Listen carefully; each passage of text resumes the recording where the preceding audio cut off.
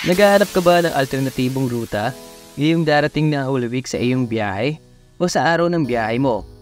Pauwi ng Quezon Province, Bicol Province, or Visayas gamit ang iyong motor o sasakyan para makaiwas sa traffic? Dahil sa video ito, nais kong ibahagi sa iyo itong bypass road na pwede mong maging alternatibong ruta para makaiwas sa traffic. Ito ang Alaminos San Pablo City Bypass Road, kung saan makikita mo din dito ang ginagawang expressway na SLEX Toll Road 4. Tara, sama kayo sa biyahe ko.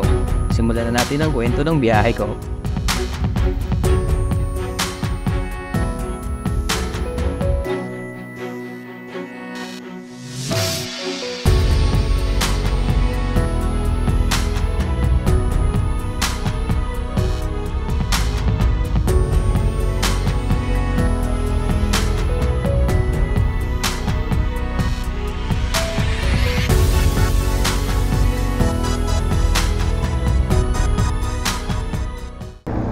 Okay mga kamotivation, bali kamusta kayo? Nandito tayo ngayon sa Alaminos, Laguna. So napapansin nyo, nandito tayo sa may bypass road na bago ng Alaminos na ginawa para maiwasan yung traffic sa may bayan ng Alaminos. So ito na yung makikita natin sa taas na parang flyover. Yan na yung kukonekta sa expressway papuntang Bicol na ginagawa.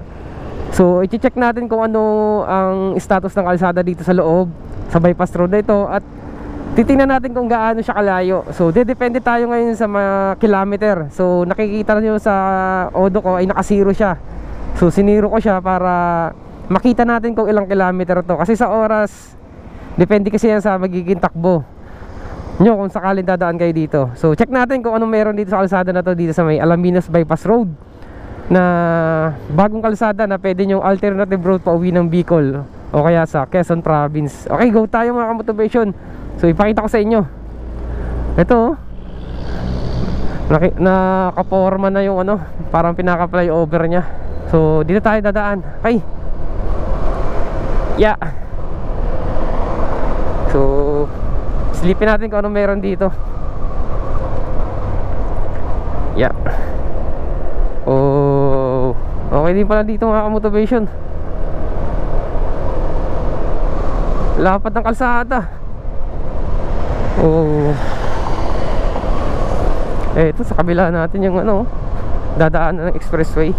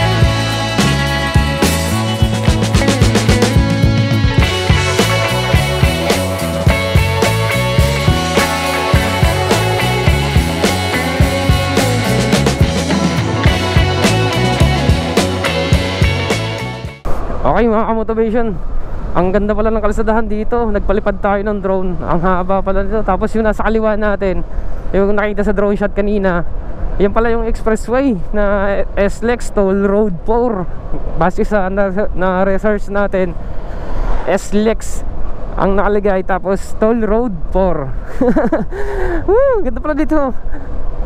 Pwede kayo dumaan dito mga ka-motivation kasi lalong lalo na ngayong darating na Holy Week. Grabe ang traffic niyan sigurado sa Alaminos, sa bayan. Ilang beses ko na naranasan yan pag dumadaan ako dyan, pag nauwi ako ng Bicol. Grabe traffic dyan sa bayan ng Alaminos kasi nga may part dyan na maliit ang kalsada, almost two lane lang, lalong lalo sa may pinakabayan nila.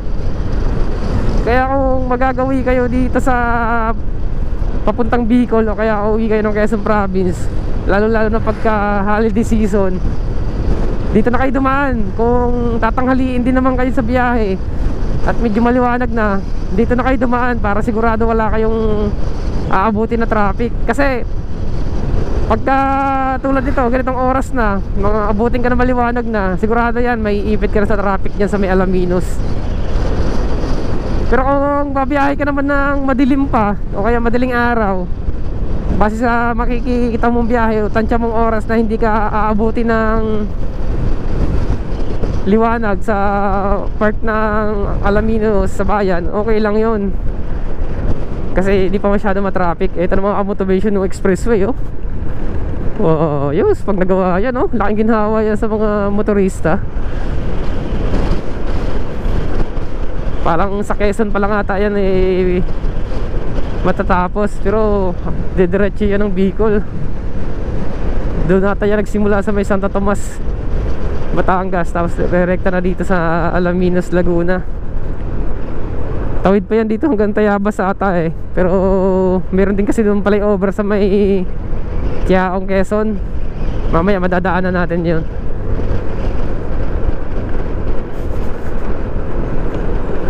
Okay, first time natin dumaan dito mga motivation dahil gusto ko lang ipakita sa inyo na pwede to maging alternative route pag uuwi kayo ng Bicol. Dahil nga lalo ngayon mag Holy Week na, marami na mag-uuwian. Ito na mga motivation yung labas niya, oh. Okay, syempre kakanan na tayo dito. Okay mga motivation, mali pala. Paglabas mo pala dito sa bypass road, dito ka pala, kakaliwa ka dito. Ito kasi pag bumalik ka doon sa papuntang kakanan, palipa Batangas pala yon. Okay. Nga lang may under construction dito. Okay.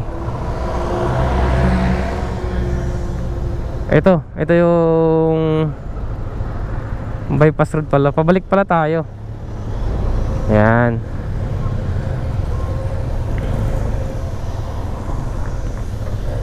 Ito pala yung magiging ruta mga ka-motivation.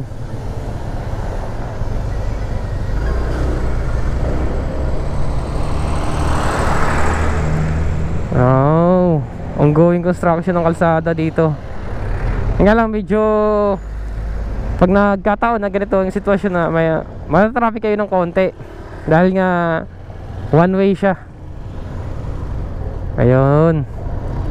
Ito yung mga motivation, alternative route lang naman to kung sakali na aabutin kayo ng mahabang traffic sa Alaminos, sa bayan. Dito na kayo dumaan dahil nga matraffic doon sa bayan. So nagkataon lang na meron tayo dito nakasalubong nag one way, kaya medyo napatigil tayo ng konti. So hindi pa siya gumagana yung stop and go kasi okay, go na tayo. Ito pala yung kadugtong na expressway mga motivation, no.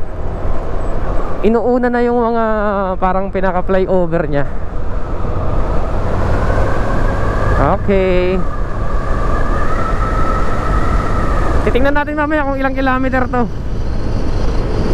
bago tayo makalabas dun sa pinaka highway, sa Maharlika Highway yata yun eh, yung masasakupan na dadaanan natin.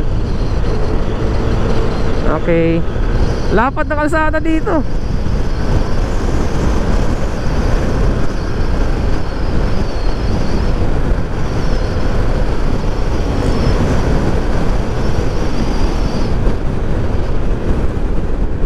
Yeah, ang ganda pala ng kalsadahan dito.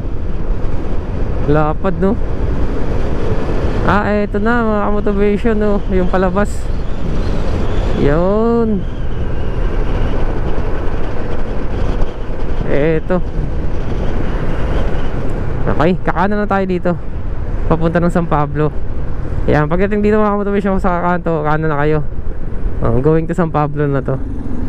Bawal dito yung mga truck pumasok sa bypass road. Dito pa rin, pipiliin yung dumaan. Okay mga kamotivation. So yun lang, pinakita ko lang sa inyo yung bypass road ng Alaminos, para kung sakaling uuwi kayo ng probinsya sa Bicol o kaya Quezon Province, kung sakali man aabutin nyo yung mahawang traffic, lalo ngayong darating na Holy Week, pwede yun maging daanan nyo na alternative na ruta para maiwas kayo sa bayan ng Alaminos. Okay mga kamotivation, bali puputulin ko tong vlog na to para hindi ganun kahaba. Ngayon i-update ko naman kayo sa susunod na vlog. Doon naman tayo sa may Candelaria to Sariaya bypass road, natatagos ng Lucena. Kasi maganda doon mga motivation dumaan, lalong lalo na pagka Holy Week nga, tumutukod ng traffic sa Sariaya saka sa Candelaria. So pupuntahan natin yon. So ipapakita ko yun sa next vlog ko para hindi ganun kahaba. So hanggang dito na lang muna mga motivation yung vlog ko doon sa Alaminos bypass road. So binigyan ko kayo ng idea kung sakali man na magustuhan nyo dumaan doon. Ganun ang kondisyon ng kalsada doon. Okay? Tapos sa kilometer naman, maiksi lang mga motivation. Almost 8 kilometer lang. Siguro mga 7 or ganun, 8 kilometer, kasi nga napaabante lang ako konti kanina papuntang Lipa, mali pala yung way, kaya bumalik ako. Pero siguro estimated 7 to 8 kilometer lang yon. Naiiwas na kayo sa bayan ng Alaminos. Okay, motivation, hanggang dito na lang muna. Kita-kita tayo sa susunod na vlog para sa susunod na update ng kalsada ng Sariaya tapos Candelaria bypass road. So ipapakita ko naman sa inyo sa susunod yung bypass road na tatagos ng Lucena, dahil napakagad ng daan doon, dahil nga may iwas kayo sa traffic. Okay, hanggang dito na lang muna mga motivation. Paalam, kita-kita tayo sa susunod kong video. Okay, bye bye.